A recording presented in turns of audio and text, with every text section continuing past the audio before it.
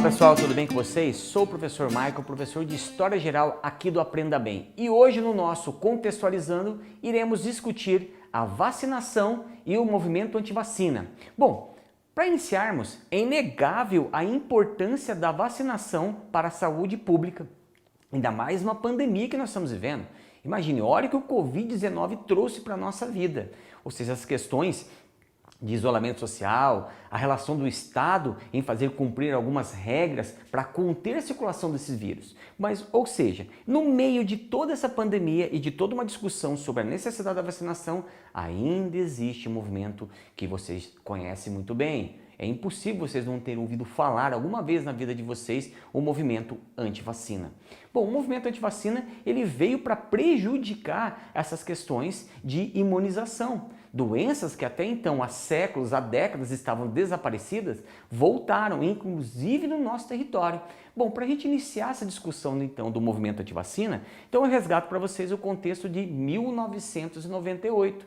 Por que 98? Porque em 98, um médico conhecido como Andrew Wakefield, ele lança o artigo na revista The Lancet, justificando a relação entre autismo e vacinação. Mais precisamente, ele começa a falar da relação entre a tríplice viral, a vacinação contra o sarampo, a rubéola e a cachumba, causar autismo. Ele levantou essa relação em um artigo científico de uma revista mundialmente reconhecida.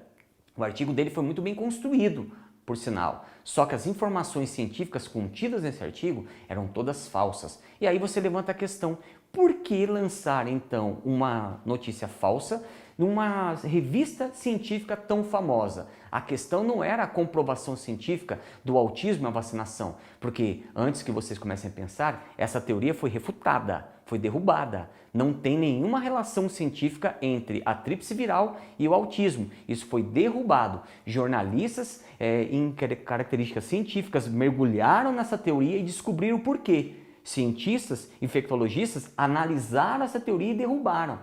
Bom, a partir desse jornalismo investigativo descobriram que a verdadeira intenção de Andrew era, na verdade, processar o laboratório da tríplice viral. Ele foi contratado por uma empresa de advogados com a intenção de processar esse laboratório e ganhar muito dinheiro. Olha a repercussão disso. Por meio dessa mentira, esse artigo falso, sem fundamento nenhum, lançou-se um verdadeiro movimento antivacina que pode prejudicar a saúde pública atual. Esse movimento ele ganhou força de 98 para cá. Ou seja, é claro que o mito do tríplice viral com autismo foi derrubado, mas outros mitos da vacinação surgiram, como a ideia de uma volta ao natural. Ou seja, se eu sou saudável, a minha mulher é saudável, os meus filhos são saudáveis, então por que a vacinação? Não há necessidade. Se praticamos esporte, somos pessoas saudáveis, não há necessidade de se preocupar com esse vírus. Ou seja, isso é um perigo. Ou seja, só para vocês terem uma ideia, no início do século XX, algo próximo a 25% das crianças morriam antes de completar 5 anos. Devido ao quê? Devido a doenças infectológicas que levavam à morte a maioria dessas crianças. Então imaginemos o fim da vacinação.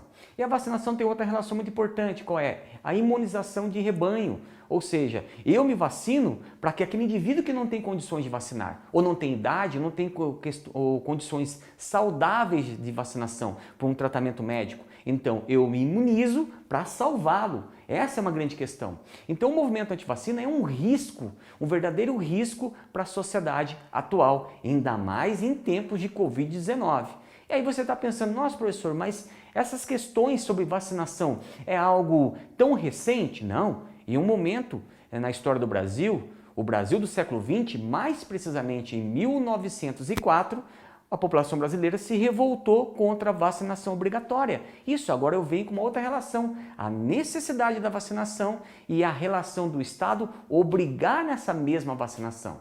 E aí que nós podemos destacar a revolta da vacina de 1904 dentro do contexto da República Velha. Mas é evidente que nós não vamos focar nas relações sociais e políticas da República Velha. O objetivo agora é falar da vacinação. Bom, então começamos sobre a obrigatoriedade da vacinação no Brasil. Bom, fazendo essa relação agora sobre a revolta da vacina, tudo começou, na verdade, a obrigatoriedade da vacinação no Brasil no ano de 1846. O Brasil ainda era um império, segundo o reinado. Então ocorreu a obrigatoriedade da vacinação em adultos, já existia por crianças e ocorre em adultos naquele momento. Sim, então isso já é antigo na história do Brasil, o Estado se preocupando com a questão de saúde pública. Bom, então voltando para cá. Quando ocorre essa obrigatoriedade, estava tudo ocorrendo muito bem de 1846 até 1904 em quesitos de vacinação. Só que quando veio a vacinação contra a varíola, e a doença ali no início do século XX, a varíola, era uma doença que matava milhões de pessoas no mundo todo, e aí surge a questão de vacinação que utilizava um vírus retirado da própria vaca. Ou seja, e esse vírus, só a ideia de você injetar um líquido desconhecido e levantou um mito dizendo que dentro daquele líquido tinha um vírus de vaca e que pudesse transformar o indivíduo com feições de vaca. Isso mesmo, imagine. Lançara-se um mito, uma falácia no Brasil que tomando a vacina contra a varíola você poderia ficar com aspecto de vaca. Olha só. Mais um movimento anti-vacina, um mito, uma mentira lançada e para desconstruir uma mentira é difícil. Então o que acontece? A população se revoltou contra a obrigatoriedade da vacinação, coisa que existia no Brasil desde 1846. Então o que acontece? E aí o infectologista Oswald Cruz, ele faz o quê? Ele acaba levando ao Congresso Nacional a necessidade de uma lei para reforçar essa obrigatoriedade. Oswaldo, quando ele leva essa lei para o Congresso, ficou decretado que nenhum brasileiro poderia conseguir emprego ou ter certidão de casamento se não comprovasse a vacinação. Ponto. Foi o estopim para uma revolta.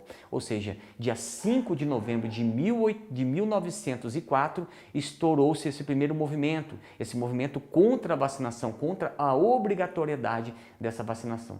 Durante os dias de 5 de novembro a 3 de novembro, as pessoas foram às ruas, viraram bondes, assaltaram, derrubaram, quebraram estabelecimentos comerciais, fizeram um verdadeiro caos urbano. Jornais da época disseram que nenhuma loja escapou, nenhuma vidraça ficou intacta após o movimento anti-vacina. As pessoas foram às ruas e se manifestaram contra a obrigatoriedade da vacinação. Causa disso, muitos desses manifestantes não conseguiram seus empregos e outros tantos morreram devido à varíola. Então, olha só como uma questão de um negacionismo, uma mentira, pode causar uma verdadeira catástrofe na saúde pública. Isso é histórico, nós já vivemos isso e fica a dica para vocês. Observe essas questões de vacinação, analise o contexto histórico dentro do que nós estamos vivendo com o Covid-19, faça uma relação sobre a nossa história recente do Brasil e pense a relação entre negacionismos, mentiras e ciência. Um grande abraço e até o nosso próximo Contextualizando. Valeu, pessoal. Tchau, tchau.